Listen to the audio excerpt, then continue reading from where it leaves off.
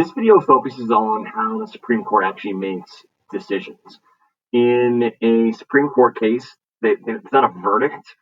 It's called issuing an opinion, deciding which side of the case that's disputing actually wins or loses. So again, the decisions that are issued are called opinions, and just for the sake of like this particular court case, we're going to say it's like a 5-4 split on the court, which would, you know, be unusual since there's currently 6 conservative justices and 3 liberals, but we're just going to go with 5-4. So basically what happens is whatever side the majority is on, like you obviously need at least 5 on your side to win, those justices essentially will be responsible for writing what's called a majority opinion. This just explains in written form the arguments in which like the majority of justices are making to support like one side winning over the other. So basically what happens is if the Chief Justice of the Supreme Court is on this side, he can either choose to write the majority opinion himself or he can select another individual to do that. Otherwise, the most senior justice on that side would select, the person to write the majority opinion. Whatever is like the losing side in terms of like the justices like didn't get their way, one of those justices would write what's called the dissenting opinion.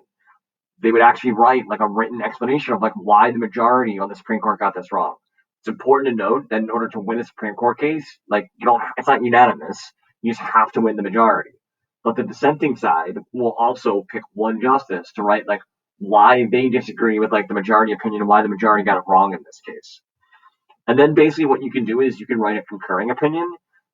This really could go like you can have a concurring opinion on either side, but like let's say you're not a justice that's selected to write the majority opinion, but like maybe you voted for that side for a different reason than the person that is expressing that's writing the majority opinion.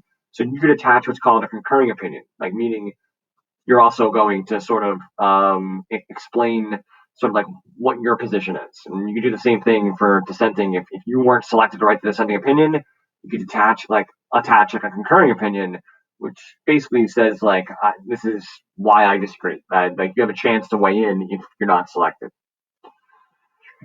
It's also important to note right now, sort of like the ideological like setup of the Supreme Court. There are currently 6 conservative justices and there are 3 liberals. Clarence Thomas is by far the most conservative justice. Sonia Sotomayor is the most liberal justice, and Chief Justice Roberts is sort of like a swing vote. He's the most moderate of the conservatives, so sometimes on some issues he may vote with the liberals. This is the most conservative the Supreme Court has been in a really long time. So, like, why is that significant? It's because different justices use like different ideas and philosophies to help guide like their decision making. So, for example, conservative justices not always tend to support what's called judicial restraint. Judicial restraint is the idea that the Supreme Court should be like really careful in using their power because at the end of the day they're not elected. Like they're not accountable to the people. And that justices that support judicial restraint really believe that it's the job of like the other branches that are elected by the people to make a majority of the decisions. Many of the conservative justices also believe that it's appropriate to use like the exact words of the founding fathers to find answers for the problems currently going on. And that's called originalism. Like you're basing your decision on what the founding fathers originally wrote in the Constitution. And if you can't find an answer to a problem in the original text of the Constitution, it's not something that the Supreme Court really should be making a decision on because they believe that the only thing that Supreme Court really should be able to use to base their decisions on is like what's written in the Constitution. And they also have a high respect for what's called stare decisis. This is like previous decisions made by the Supreme Court.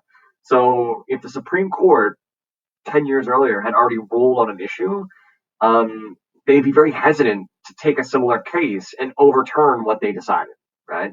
So conservative justices also put a lot of emphasis on decisions that the Supreme Court has previously made on the issue.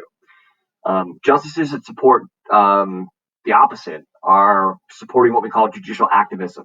This tends to be something that more liberal judges support. And this is the idea, it's like the opposite of what we talked about above, that the court really has to get involved in a lot of stuff. And it's because they're not elected that explains why they really have to get involved. Their argument is that like the other branches have to worry about doing what's popular.